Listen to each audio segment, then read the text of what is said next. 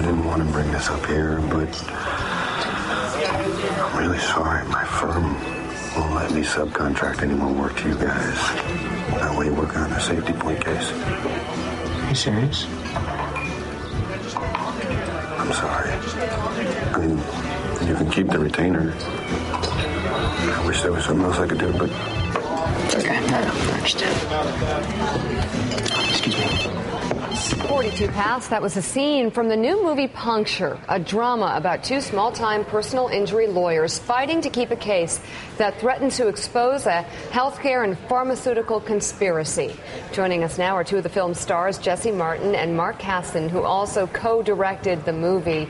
Gentlemen, welcome to the show. Thank you for having us. It's good to have you. Thanks a lot. Really happy Looks to be good. Here. Thank you. And tell us about the topic you tackle here, because we were talking about making certain topics accessible to people through things like movies and television. Yeah, I mean, my brother and I, we made the movie together, are very careful to say it's first and foremost a movie. It's a piece of entertainment, so we don't want to pretend that we are investigative journalists. Having said that, we got inspired by a story about these people who were very committed to the Needle Safety Act of 1987, and this case where someone was stuck by a needle and somebody who invented a retractable needle that could stop the over 800,000 accidental needle sticks a year to get that needle into hospitals and get it to market, which was not able to happen. And these people, these two lawyers, with very little resources, went up against $100 billion industry. Now, and again, it wasn't safety first there, it was profits first. So what happened?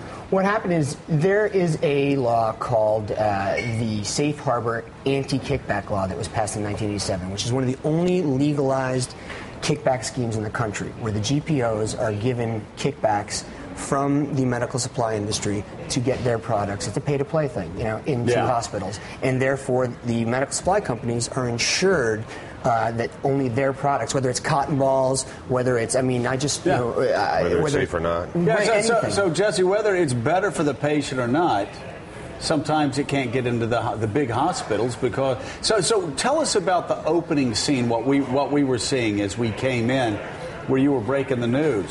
Yeah, that your company was pushing you away. Yeah, exactly. I mean, I guess that is a reality.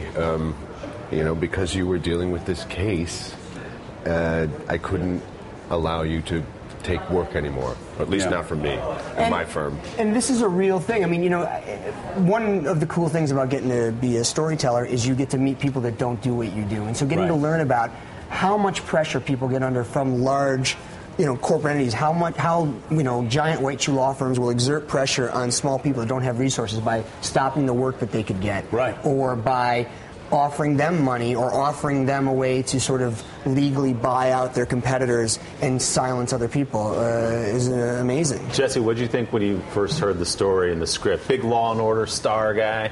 You get the script about punctures and needles in hospitals. Did you know anything?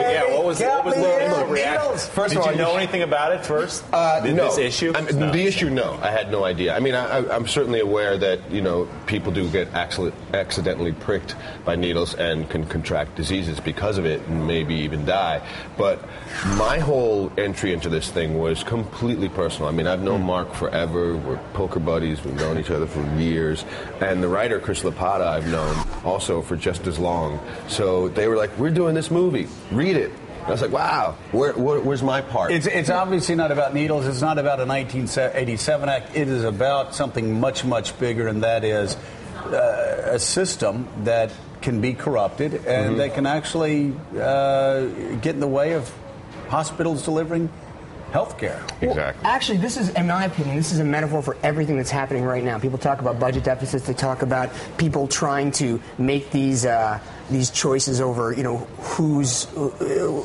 where this money out of Medicare could come from, for example, that needs to go. Well, there's $40 billion a year in added health care costs because of these kickbacks. 17.5 attributed to Medicare and Medicaid. So in a time where people want to say the right should cut this, the left should cut that, they're actually the right, the left, the unions and the medical supply industry are working together right now, only it's not in the best interest of the patients and the people.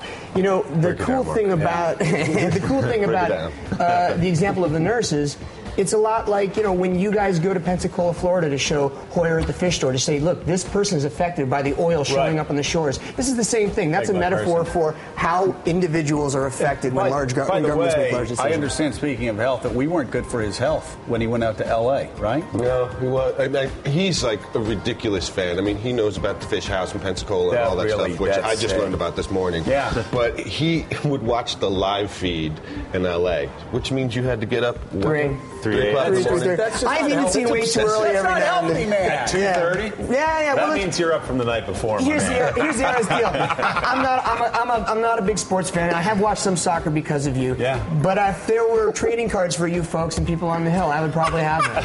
And that's really because of my dad. My brothers and my dad. Yeah. Does this show make you feel smart? Yeah, it does. It does. Like you know stuff that you didn't know before. That's right. Yeah, between you and Huffington Post, I can read a couple of quick things and I'm done. There you go. Can talk around the water. I should also say Jesse's in the movie. It's a testament to how you can abuse a friendship over a long time. Come on, feel used, Jesse? No, not at all. I actually had a blast. I loved it. I love Houston. I had a really great time. We had some really good barbecue. Met some incredible local talent, which are very well used in the movie, I might say. And Houston's a great community. Houston's awesome. I'm using this as a stepping stone to get a bigger role the next time you write something. Oh, very good. Right. Jesse Martin, Mark Kassen, thank you. Thank you for watching, Thank you guys Mark. so much for having us. Is Puncture in theaters September 23rd.